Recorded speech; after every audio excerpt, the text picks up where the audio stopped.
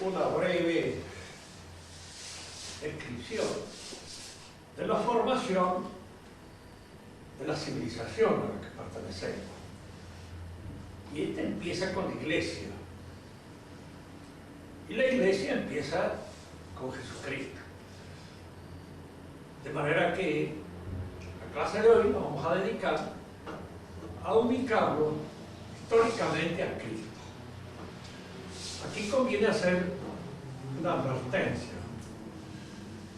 La ubicación de un personaje histórico tiene dos dimensiones que conviene distinguir. Una de ellas es cronológica, ubicarlo en la historia. Si hay elementos, documentos, como para poder ubicarlo en un determinado tiempo de la historia. Y luego analizar lo que es muy importante, la proyección que ese personaje ha tenido.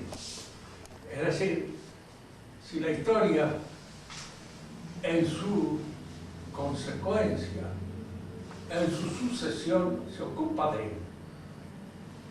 Si no hay un vacío histórico o algo que al contrario, podríamos hablar de un lleno histórico a partir de un cierto personaje.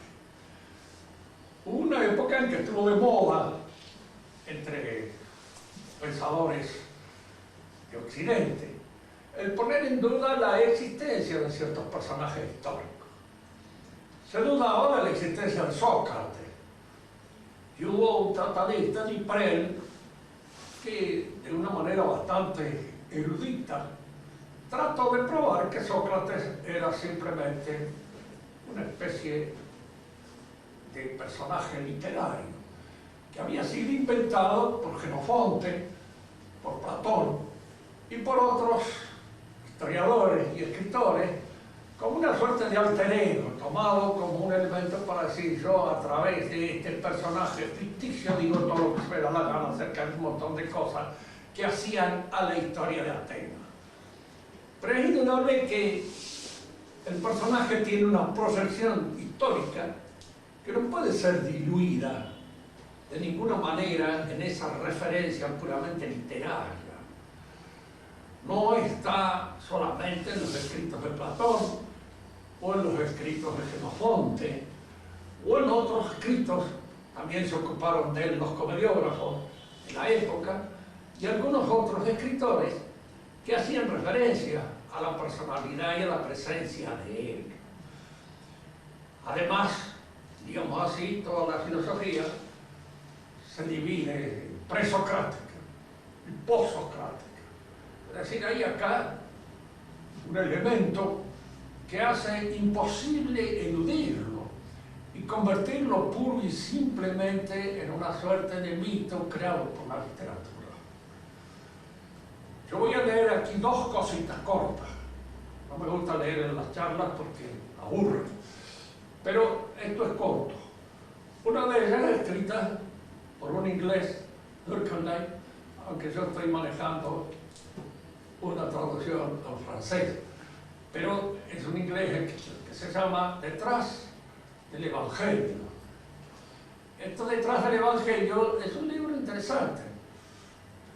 Entre los estudios que realiza es precisamente todos aquellos que se refieren a los documentos auténticos que existen, tanto cristianos como no cristianos, con respecto a la persona de Cristo. Y el otro es el libro, probablemente no es un católico el que lo escribe, pero es un hombre bien dispuesto a la aceptación de la personalidad misteriosa de Cristo. Y el otro está escrito por un católico italiano, Ipotesi su Gesù, de Vittorio Messori. De Vittorio Messori leeré un párrafo que es interesante porque resulta que es así.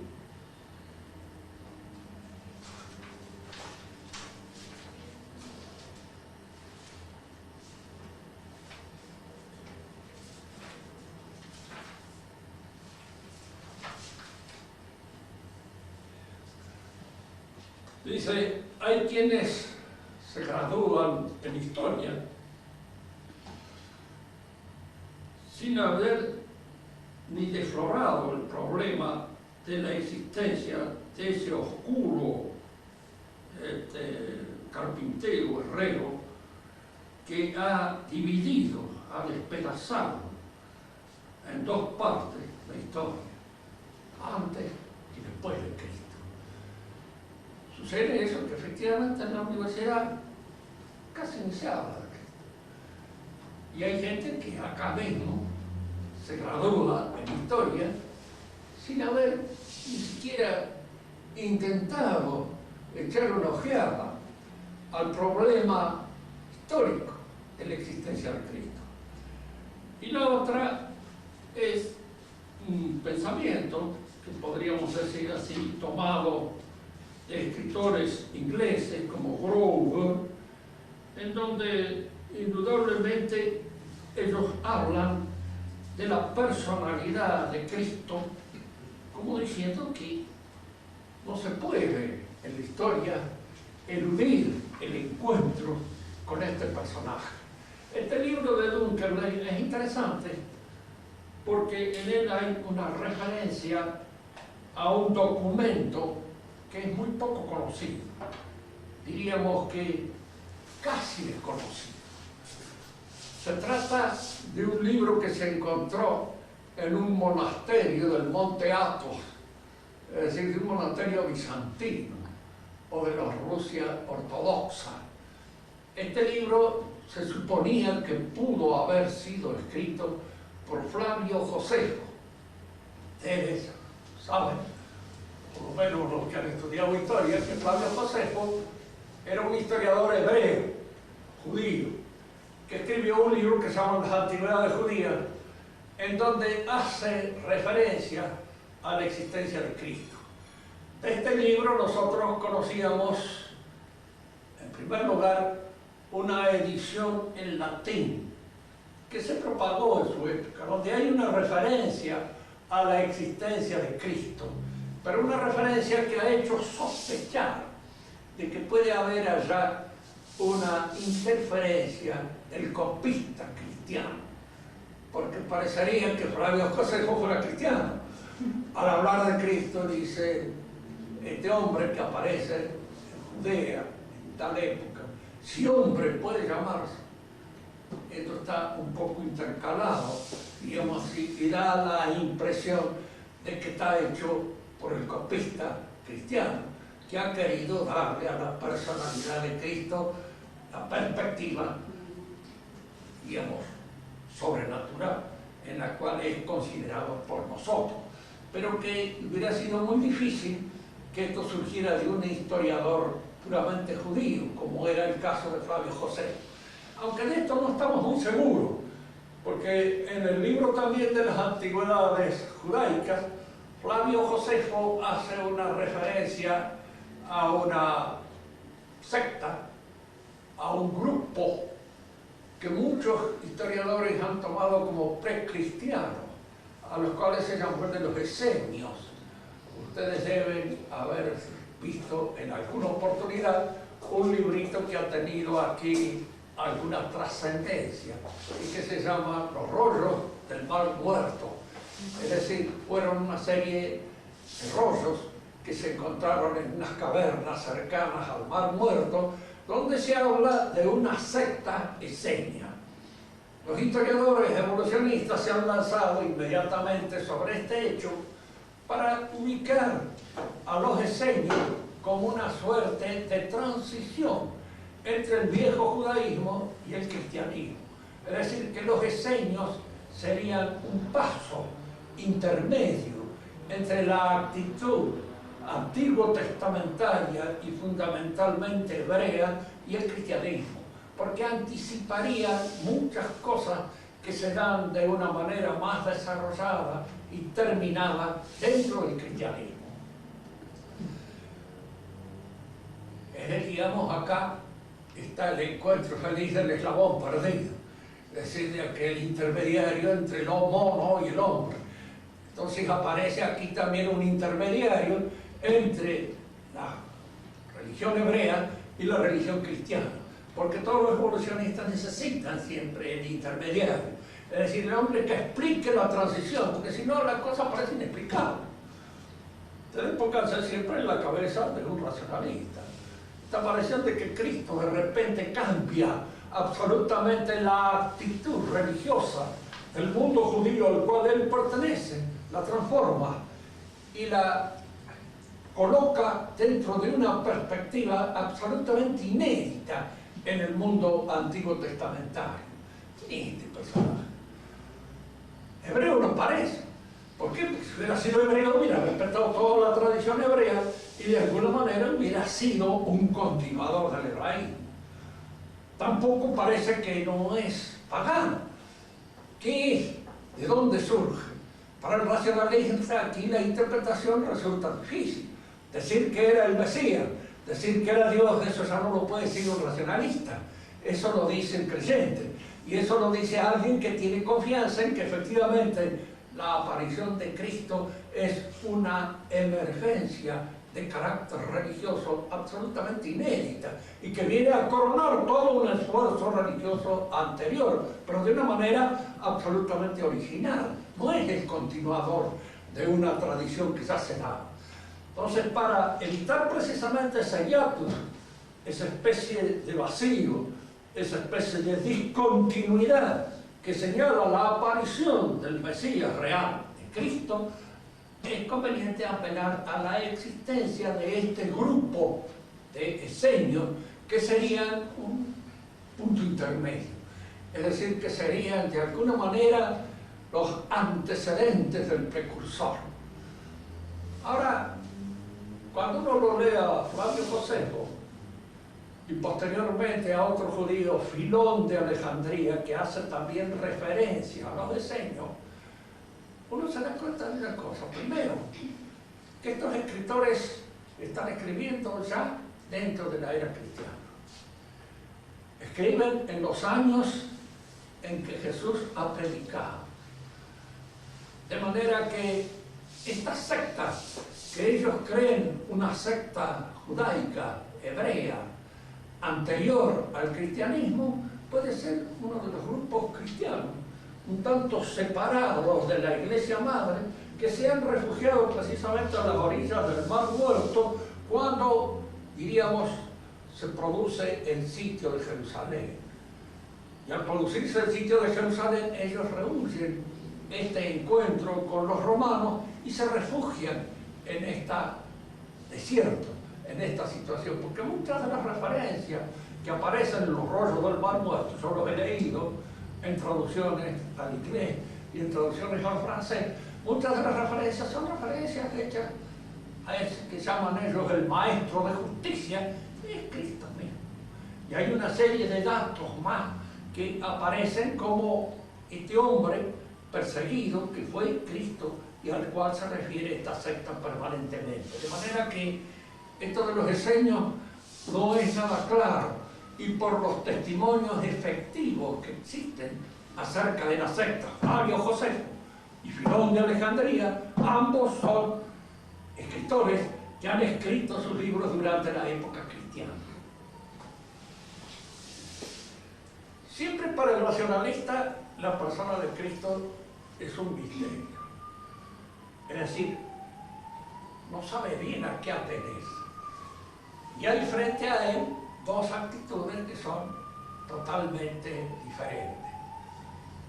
Cristo puede ser un mito.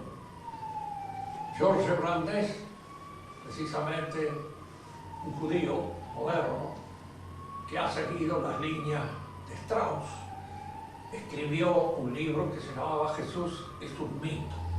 Entonces, en donde él trata de explicar que Jesús ha sido inventado posteriormente por ciertos grupos cristianos, tomando, diríamos así, aquellos rasgos que señalan el advenimiento futuro del Mesías en los profetas y haciéndolo coincidir con este personaje, que es un personaje de su invención, un personaje de invención, diríamos así, hecha por los cristianos recibidos. Para la mayor parte de los racionalistas, el autor de esto que podríamos llamar una especie de falsificación de la historia, es Pablo de Tarso. Y a Pablo le echan la culpa de ser el autor y el creador del cristianismo. De manera que en realidad nosotros no seríamos cristianos sino paulinos, y de alguna manera estaríamos siguiendo las indicaciones de Pablo. Diríamos, en primer lugar, conviene rebatir la posibilidad de que sea un mito. En primer lugar, porque los mitos, en su consideración estricta, cuando uno los examina bien, hacen referencia siempre a personajes que no son ubicables históricamente. ¿A qué tiempo pertenece Hércules? ¿A qué tiempo pertenece Dioniso? ¿A qué tiempo pertenecen todos estos personajes del mito? Es imposible señalar, porque no tienen ubicación histórica. No es preciso, no es posible señalar con precisión su ubicación cronológica. Y en el caso de Cristo, sí. En el caso de Cristo, pensamos nosotros que si bien el nacimiento de Cristo no coincide con el año 1 de nuestra era, porque no es precisamente en el año 1 de nuestra época cuando ha nacido Él. ¿Y de dónde sacamos nosotros esta seguridad de que no es el año 1? Del mismo Evangelio. En el Evangelio está señalado así de que todavía vivía Herodes cuando Cristo nace. Y es Herodes el que convoca precisamente a sus milicias para asesinar a todos los niños que habían nacido en esa época. Y Herodes sabemos con precisión, con toda seguridad, que murió en el año 4 antes de Cristo. De manera que Cristo nació antes del año 4, o entre el 5, el 6 o el 7. Hoy entre los mismos autores cristianos esto está perfectamente aceptado. Es decir, es una cosa convenida de que así es. Y si nosotros leemos a veces en los profetas, sobre todo es en la profecía de Daniel, donde hay una parte en que está referida a la época en que va a aparecer Cristo. Tomando bien el tiempo en que el profeta Daniel ejerce su función de profeta y señalando el lugar en que él determina la aparición de Cristo y el año en que la determina, está hecho con toda precisión, casi en los años anteriores, un poco anteriores, a la época en que efectivamente se da el nacimiento de Cristo. Es decir, que los judíos no podían tampoco en ningún momento indicar que no conocían la época en que podían nacer. Eso en cuanto a lo que podríamos llamar la semejanza que puede haber entre el Cristo y el mito de Cristo. Hay otros elementos. En primer lugar, la aparición de Cristo históricamente está señalada con toda precisión. Están señalados todos los datos que históricamente son precisos y cabe, diríamos, responder con seguridad que esos datos están documentados por la historia. Cristo muere bajo el poder de Poncio Pilato, Cristo nace siendo gobernador de la Siria Quirino, nace siendo tal y tal, y van señalando una serie de personajes que en alguna medida pertenecen a la magistratura de la época y que los nuevos conocimientos históricos han determinado con precisión que efectivamente se dan. El conocimiento que tienen los evangelios de la época es claro y preciso, y no pueden haber sido en aquella época hechos con mucha posterioridad a la aparición de Cristo, porque no se tendría nunca esa precisión y esa seguridad en señalar la presencia de estos magistrados. Nosotros sabemos que Anás y Caifás eran los que presidían el Sanedrín en la época de Cristo, pero Anás y Caifás lo conocemos nosotros por los datos cristianos. De otra manera, nadie hubiera sabido quién era Anás ni quién era Caifás. Y unos años posterior a la aparición o a la situación de estos dos capitostes, diríamos así, del Sanedrín, hubieran desaparecido de la memoria de la gente. Tenían más memoria. En segundo lugar, si hubiera sido una invención de carácter mitológico, como todos los mitos, se ocupan siempre en describir la genealogía del personaje mítico de una manera también fabulosa. Nacen de un modo, es cierto, en Cristo hay la referencia al nacimiento virginal, que no es precisamente una cosa que acontece muy a menudo y que podemos decir que no ha acontecido nunca, nada más que en su caso. Bueno, esta situación sí, pero acá termina la cosa, porque incluso cuando se habla de la genealogía de Cristo, se señala no solamente que desciende de la línea de David, sino que en esa genealogía aparecen 3 o 4 personajes que alguien que hubiera cuidado de una genealogía inventada no los hubiera puesto nunca. Hay 2 o 3 prostitutas entre las antiguas antecedentes de Cristo, de manera tal de que no los hubieran parecido nunca si se trataba de inventarle una genealogía adecuada, a gusto, y aquellos que leen los mitos, ¿para qué Dios no mete esto? ¿Por qué? Y porque es un prurito de autenticidad. Es un prurito, diríamos, sí, no, te pasa algo que va a hacer. Como dice aquí, descendiente de la prostituta y del gran mariscal. Eso es lo que somos casi todos nosotros. De algún lado podemos tener en nuestra genealogía algún elemento poco aceptable.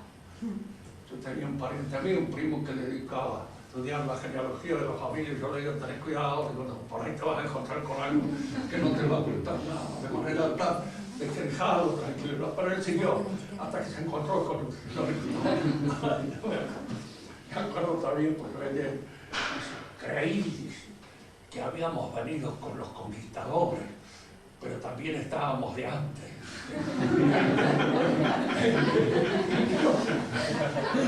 Pero lógico, si los conquistadores vinieron solo varones, nada más, no de manera tal de que mujeres tienen que haber echado mano acá en el país. Y aparte el pan, buenas son tortas, de manera tal de que no importa, digo, esos son antecedentes que están perfectamente admisibles. Pero en el caso de Cristo, diríamos así, el que inventó su genealogía no se ocupó mucho por blanquear el capital, sino que lo hizo con toda seguridad. Esta es la línea de su ascendencia.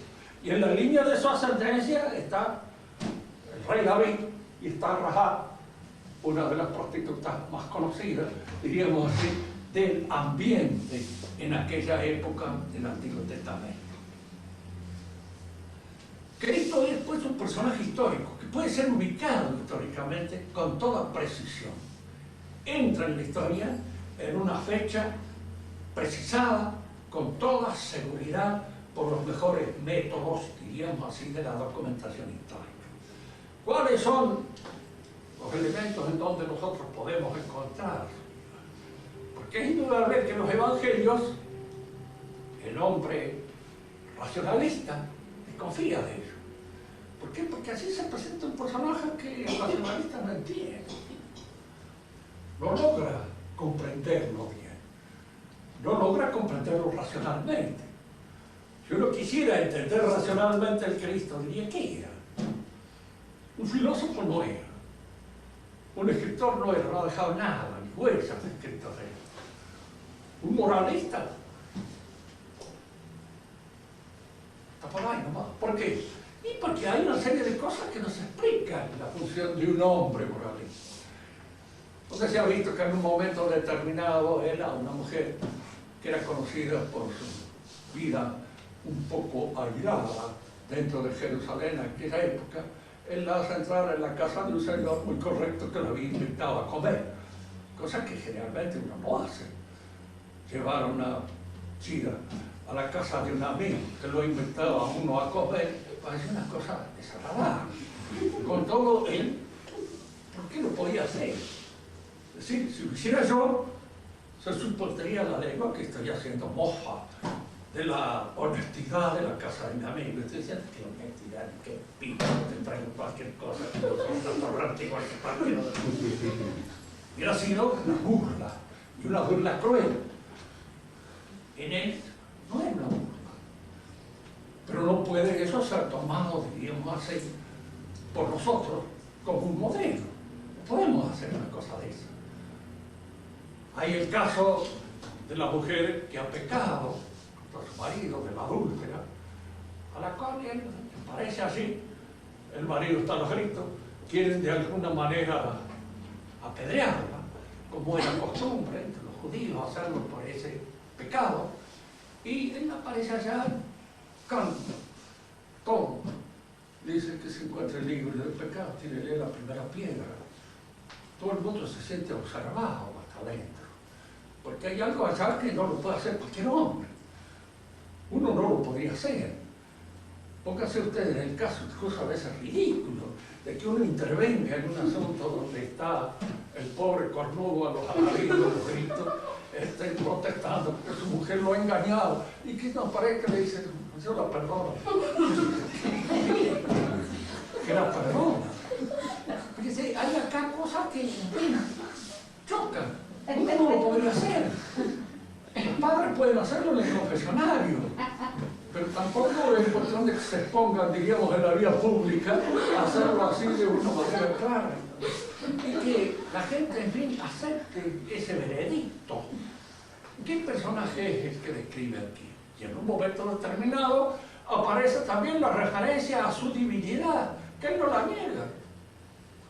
No dice, no, yo soy Dios, pero tú lo has hecho. Al que le habían muerto, como diciendo, sí, claro, eso es, ¿qué? Porque esa es la realidad. Y de alguna manera en eso nos encontramos. Yo soy la encarnación de Dios en la figura de un hombre. Pero eso, racionalmente, desde un punto de mira racionalista, en donde no actúe para nada la fe, es increíble. Y a mí personalmente me costaba muchísimo entenderlo. Y me costaba sangre entender. Hasta que me pasó una cosa muy curiosa, porque yo me bauticé grande. Y antes de bautizarme, le dije al padre que me bautizó, que era un jesuita, el padre Germán. Antes que los jesuitas se hubieran echado a perder del todo, como después se echaron a perder. Este no estaba echado a perder, era muy bueno. Y le digo, mire padre, yo quiero bautizarlo porque quiero creer, pero no creo. El problema es, le digo, yo no creo que Cristo haya sido Dios. Entonces me dice el padre que estuvo muy bien. Venga mañana que yo lo bautizo. Y al bautizarlo, va a creer. Y efectivamente así sucedió. Sucedió con algo más importante, pero la cual no quiero hacer ninguna referencia, porque es un aspecto un poco delicado, personal, que no conviene a veces dilucidarlo públicamente. Puede empezar cualquier cosa.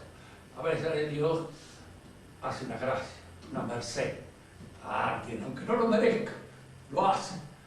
¿Por qué? ¿Qué sé yo? Es la libertad de Dios en ese sentido, y allí frente a eso nosotros no podemos decir absolutamente nada. El hecho es que los otro día me bauticé y creí, y entonces se me disolvió de alguna manera esta imposibilidad de penetrar en el misterio de esta figura, porque yo lo veía como hombre, y como hombre, nada. Un hombre extraño, un hombre raro, un hombre que se coloca por sobre la ley de los demás. La ley dice esto, pero yo les digo que diablo. Era como para alarmar a todos los judíos que creían en la ley y que creían de alguna manera en que el pueblo judío era él, el pueblo judío, el convocado de algún modo a ser el padre del Mesías. Y viene el Mesías y no lo toma en cuenta. No toma en cuenta al pueblo judío. Hijos de Abraham se pueden hacer hasta de las piedras si Dios quiere. Pero yo elijo para la formación de la iglesia a este y a este. No elijo al pueblo judío. Del pueblo judío no surge como pueblo la iglesia. Surge de unos hebreos determinados, que son aquellos que Cristo elige y que los elige personalmente. A este, a aquel y al otro demás los convoca. Entonces, de alguna manera, diríamos así, los representantes del pueblo judío se quedan como confundidos frente a este Mesías que no responde de ninguna manera a la idea que ellos se habían hecho de la presencia mesiánica. Este no puede ser el Mesías, o por lo menos no es el Mesías que nosotros esperamos. Fíjense que allí es donde el orgullo entra a hacer por su parte sus malas consecuencias. Porque no es el Mesías que nosotros esperamos. Nosotros esperamos un Mesías que tenga en cuenta al pueblo judío. Y este Mesías no tiene en cuenta al pueblo judío. Al que tiene en cuenta es a esta persona, a esta otra, y con ella forma una nueva asamblea, es decir, una nueva sinagoga, una nueva iglesia. La palabra iglesia es sinónimo de sinagoga, pero en griego, en vez de serlo en hebreo. Pero es el sinónimo porque es esta asamblea la que se va ahora a constituir. Hay algunas otras referencias, además de los evangelios, a la existencia de Cristo. Hay. Diríamos, las hay romanas, las hay judías, en Flavio Josefo hay una referencia, y aquí trae un testimonio de un Flavio Josefo que según él estaba escrito en griego y se encontró en ese monasterio de Athos, el monte Athos, en Bizancio. Y en ese monasterio se encontró este Flavio Josefo, donde hay una referencia más precisa a la existencia de Cristo, y donde hay unas referencias que coinciden en gran parte con aquellas asentadas en el Evangelio. La pregunta que se han hecho la mayor parte de los estudiosos del problema, sean racionalistas o sean creyentes, es si era Flavio Josefo o no, porque claro, no aparece firmado, y de ninguna manera el libro tiene la textura que se la puede atribuir sin más a Flavio Josefo. Está escrito en griego. Puede haber sido, porque Flavio Josefo escribía en latín. Él pertenecía, aunque era hebreo, a una familia de origen latino, los Josefos, los Flavios, de los cuales él había tomado el nombre.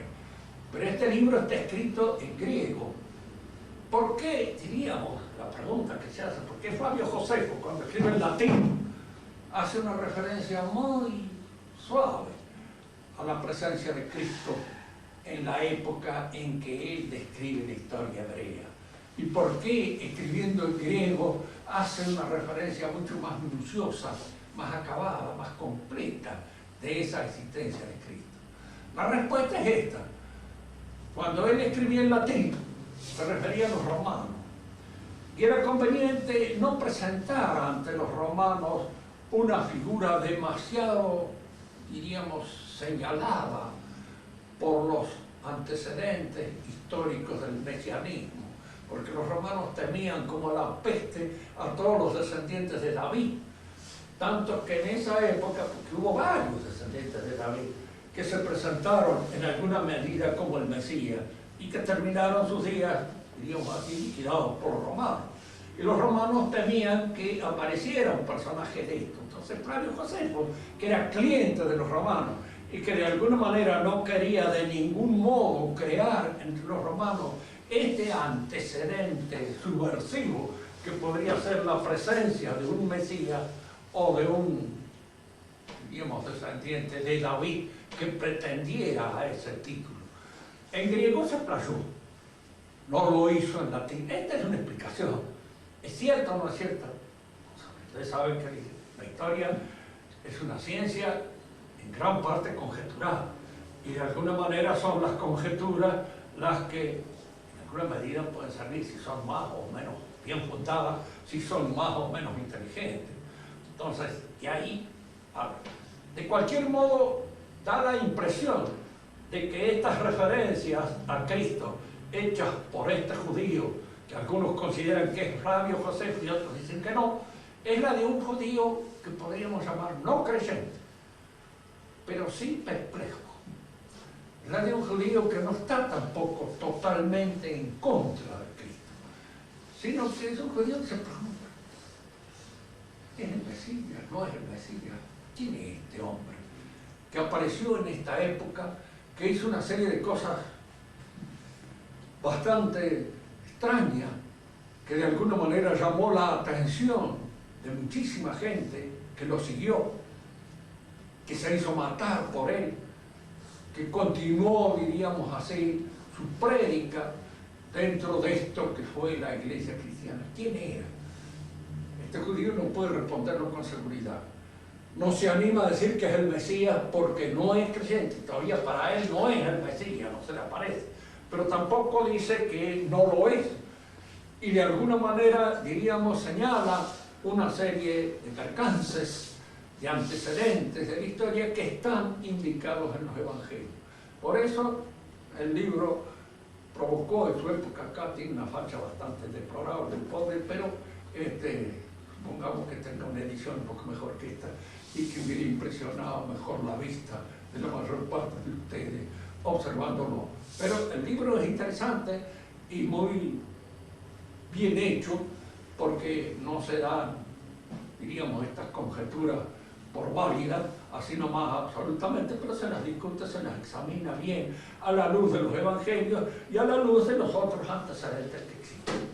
Los evangelios, nosotros sabemos, son 4 los canónicos, pero junto a los 4 evangelios canónicos están las cartas de San Pablo.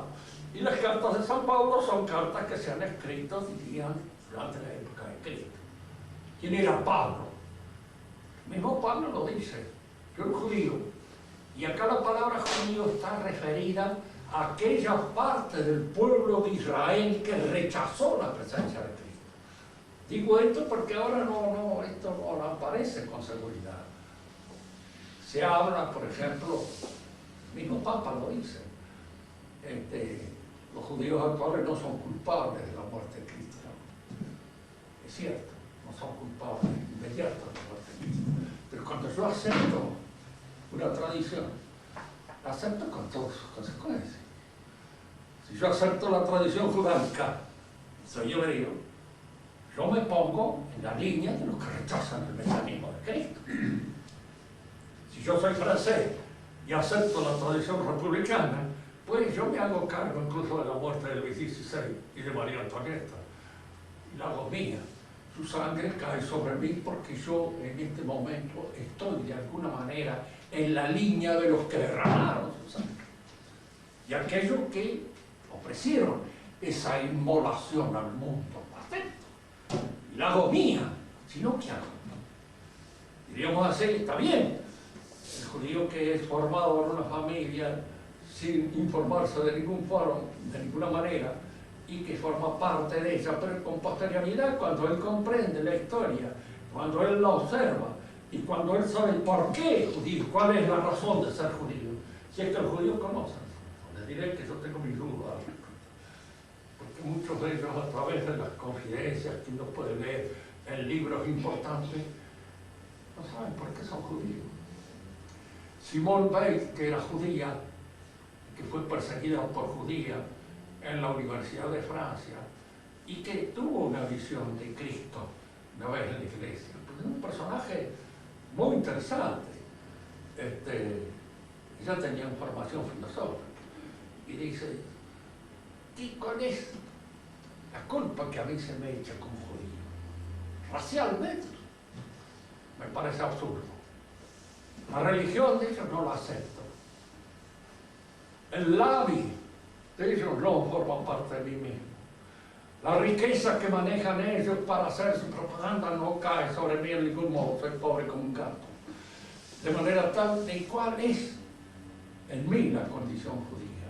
Yo nunca lo pude resolver el problema. Y creo que la mayor parte de aquellos que yo he consultado para observar qué es lo que el judío cree que es el judío, no pueden responder muy bien claramente a esta pregunta. No saben de todo quién. Saben que son. Y de alguna manera, diríamos así, hay un lobby que vigila la posibilidad de que exista una adhesión permanente por parte de todos los judíos a ese lobby. ¿Por qué? Porque son la fuerza. En Francia, durante el siglo pasado, la época famosa del asunto Dreyfus, la mayor parte de los judíos franceses se estaban afrancesando. Estaban siendo franceses. Y había que evitar que se hicieran franceses. Porque si se hacían franceses, dejaban de ser judíos. Y al dejar de ser judíos, dejaban de sumarse a las fuerzas que en ese momento estaban interesadas en la fundación del sionismo. De manera tal que se le escapaba. Al asunto de Dreyfus lo manejaron ellos con el objeto de dividir a Francia en dos partes, crear allí una guerra civil en la cual militaron todos los judíos por Dreyfus y los nacionalistas contra Dreyfus, y por el ejército y la iglesia, digamos así. Yo no sabría decirle si Dreyfus fue o no culpable.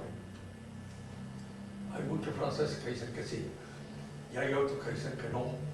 Y los tribunales que lo juzgaron dijeron que sí, siempre. 2, 3 veces, 4 veces cuando lo llamaron, de manera que el presidente de la República tuvo que amnistiarlo. Y esta amnistía vino por la presión de los grupos judíos a los cuales pertenecía el clan de los Dreyfus. Con esto queremos decir simplemente esto. Fueron hebreos los que formaron la Iglesia Católica. Y fueron, desde ese momento empezaron a llamarse judíos los hebreos que rechazaron el cristianismo y que rechazaron la presencia de Cristo. Ahora, hay antecedentes de cristianos sobre la presencia, sobre la personalidad de Cristo, como son los evangelios. Ahora, los evangelios no son una biografía en el sentido moderno del término, porque allí lo que interesa es fundamentalmente destacar lo que aparece más importante del misterio religioso de la personalidad de Cristo. Porque es ese misterio el que la Iglesia toma y de alguna manera es a partir de ese misterio en que la Iglesia se funda. Ahora, si nosotros, ubicado el problema cronológico de la existencia de Cristo, nos preguntamos por su proyección. Como decía un escritor francés, bórrese del mapa de Europa todo lo que ha hecho el cristianismo y voy a ver qué es lo que queda.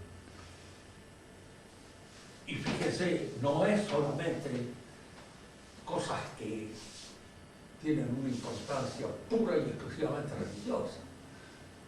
Está la importancia religiosa, pero está toda una sabiduría que se forma en torno a la proyección de Cristo. Toda la teología cristiana, con todos los monumentos de esta reflexión tenida durante siglos, es causada por la presencia de Cristo. Hay una política cristiana, hay toda una política que sería incomprensible y absolutamente imposible de entender sin la proyección de Cristo. Hay toda una economía y todo, de alguna manera, una preocupación de carácter económico y caritativo que sin la presencia de Cristo sería imposible comprender. Está el arte gótico, el arte románico, todas esas manifestaciones extraordinarias del arte que son de algún modo la proyección de esta presencia inspiradora que es Cristo. Si nosotros sacamos a Cristo de la historia de nuestra civilización, lo que era nada.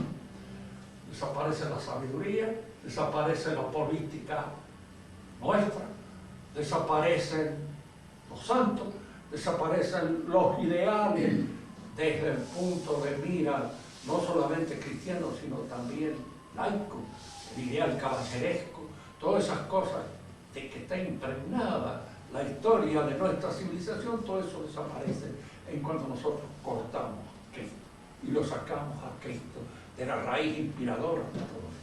Eso es lo que hay que advertir, lo que hay que enseñar y lo que hay que ver con toda sagacidad para poder apreciar la proyección histórica de este personaje. No es la de cualquiera. Por eso, sin razón, eso es como divide y corta la historia en dos, antes y después de Cristo. Yo diría más, todo lo que surge de la historia nuestra, incluso aquellas cosas que niegan el cristianismo y que aparecen como su oposición, su contradicción, son cosas que están inspiradas en el cristianismo. Decía Ortega, sé que por ahí la pegaba de vez en cuando, como la escopeta de munición, decía muchos tiros, y algunos de ellos van en el blanco. Decía, nadie puede ser anti-Pedro si no existe Pedro. De alguna manera es Pedro el que está inspirando la idea del anti-Pedro. Pero acá hay algo más que eso, algo más en este sentido. Todo el proceso revolucionario es un proceso de laicización, de profanación, de conversión naturalista de las ideas cristianas. Sin las ideas cristianas, la revolución es ininteligible. ¿Se dio en otra civilización algo parecido? ¿Y por qué no se dio en otra civilización? Se dio en la nuestra. Porque está ahí, en el cristianismo. En el cristianismo están no solamente las potencias, las virtualidades de todo aquello que constituye lo más perfecto de la vida cristiana, sino que también están las virtualidades de la negación, de las herejías que surgen del mundo cristiano. Y hemos hecho una comparación en otra oportunidad que conviene hacerla acá. Los hebreos erraron por causa precisamente de aquello por lo cual Dios los eligió.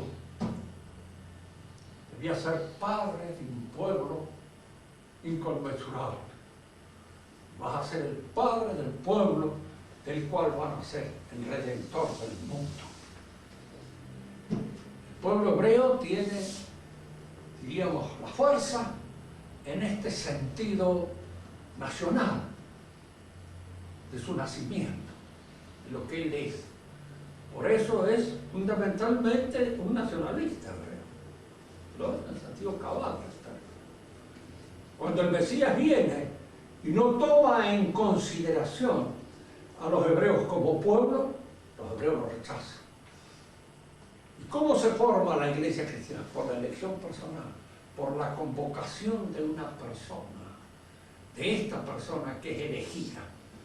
Ahora fíjense bien ustedes, precisamente en esto que constituye la fuerza del cristianismo, en esta realización y perfección de la personalidad hasta la santidad que constituye la fuerza del cristianismo, esto mismo constituye la piedra de la discordia.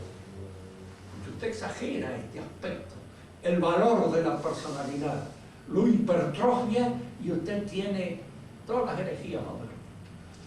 El protestantismo nace de una interpretación personal que yo tengo de la Escritura. El libro santo lo interpreto yo. Para el católico lo interpreta la Iglesia.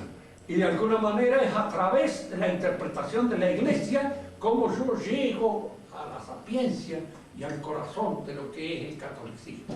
En el protestantismo cada uno es un intérprete único, exclusivo de.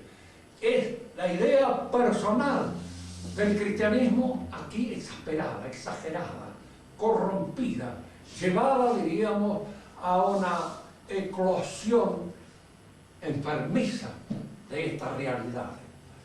Y si nosotros partimos, seguimos, porque el protestantismo tiene sus consecuencias.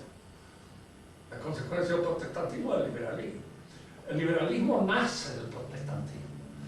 Entre nosotros no se proyectó el protestantismo como tal, pero sí el liberalismo. Entró en nuestras costumbres, entró en nuestro pensamiento, entró en nuestra manera de ver las cosas. Y aquí es donde nosotros podemos decir, siguiéndolo, esa será tu manera de ver, pero yo miro de otra manera. ¿Cuántos hay de nuestros parientes que a veces van a misa, a veces son que usted le pregunta, y dígame qué opina usted? Yo no tengo ni idea de la religión. La religión tiene su idea. Es un protestante sin saberlo. Y este protestantismo, ¿cómo ha entrado entre nosotros? A través del liberalismo. Porque el liberalismo es eso. Y en la actualidad ha entrado este liberalismo en la iglesia. Está en la iglesia, pero abierta y confesadamente. No es que uno le atribuyamos a las actuales autoridades de la iglesia de que pueden ser protestantes, de que pueden caer. No, no pueden caer ni pueden ser son. Y son porque ellos mismos lo dicen. Y lo dicen en cuántas oportunidades tienen. Y en ellos, si ustedes leen el nuevo catecismo de la iglesia, ustedes descubrirán de que la herejía fundamental que está de alguna manera, diríamos, trabando todo este catecismo es el personalismo. Nace en Maritain y que a través de Maritain ha entrado en los papas actuales. El personalismo es, pues, lo que podríamos llamar la herejía que surge de aquello que constituye la fuerza nuestra. Voy a insistir sobre esto. Un tipo no es peligroso si no es inteligente. Tampoco es gran cosa si no es inteligente. Los imbéciles no han dado gran cosa. Pero en la inteligencia, así como está la posibilidad de la construcción de un mundo o de una concepción del mundo penetrante, sagaz y auténtica, está la posibilidad de una destrucción y de una actitud destructiva frente al universo. Porque la inteligencia, cuando actúa mal, actúa destructivamente. Es decir, que así como el pez muere por la boca, el hombre inteligente muere por su inteligencia. Y es a veces aquella virtud que en nosotros es más fuerte la que puede ser la causa de nuestra ruina. Tener una voluntad muy fuerte es bueno, pero ojo, porque ese voluntarismo puede llevarnos a veces a un exceso de voluntad. El que no tiene voluntad es muy blando, insignificante, no tiene absolutamente la fuerza que podría tener, pero la fuerza, cuando está bien empleada, es buena, pero cuando está mal empleada, es mala. Y entonces aquel que tiene la fuerza corre el peligro de caer, diríamos, en la hipertrofia de su fuerza, en el uso malo de esa fuerza. Por eso en el cristianismo existen todos estos elementos que, arrancados de su quicio sobrenatural, se convierten en vicios, se convierten en elementos desintegradores de la realidad cristiana. Por eso el cristianismo requiere por parte de una vigilancia permanente, constante. Y esa vigilancia está dada por nuestra inserción dentro de la Iglesia, que es el magisterio del cristianismo. José de Maistre decía una cosa que es muy cierta. Las Sagradas Escrituras, sin el magisterio de la Iglesia, son un puro veneno. Yo lo decía, tenía razón.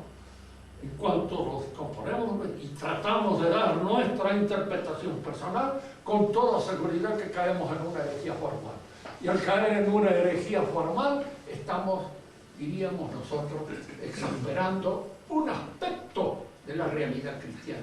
Y toda la revolución no ha hecho nada más que exasperar ciertos aspectos que se encuentran equilibrados en el contexto del cristianismo total.